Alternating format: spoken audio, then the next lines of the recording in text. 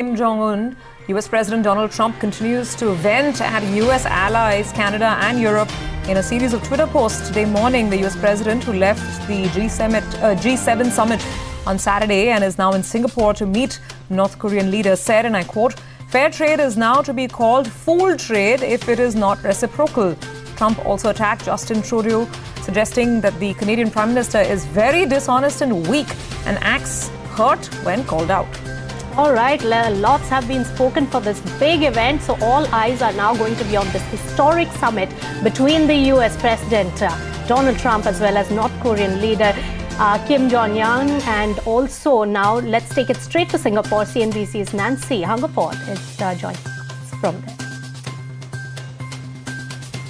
Hello, that's right, an historic summit by many measures. In fact, the first face-to-face meeting between a sitting U.S. president and a leader of North Korea. Now, both leaders did arrive here in Singapore yesterday, and they've been busy ever since. Kim Jong-un did meet with the Prime Minister of Singapore, Lee Hsien-loong, last night, and then now U.S. President Donald Trump has since met with Prime Minister Lee right here in Singapore. Now, after that meeting, President Trump sounding very optimistic about his upcoming one-on-one with Kim Jong-un. In fact, he said he does think it will work out well, sees it working out nicely. A very different tone than what we heard coming off the back of the G7 meeting, as you point out. But in order for this meeting to work out nicely, we're talking about a few key objectives here, because the U.S. continues to maintain that it wants complete, verifiable, irreversible denuclearization on the Korean Peninsula. That is the demand for North Korea. North Korea's own state media agency, KCNA, has come out today talking about the objectives of the meeting as they see it. They, too, did talk about denuclearization, but first,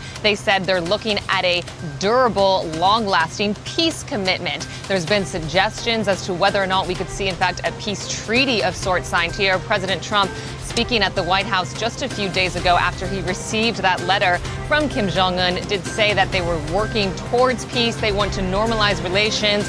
But he did kind of set the bar a bit low by saying this could be just the beginning. It's really a long road when it comes to normalizing these relations. So many of the experts we've been speaking to today here in Singapore said don't necessarily expect an overnight agreement on what denuclearization or a peace agreement looks like, but do expect some kind of announcement on how to get there going forward, guys.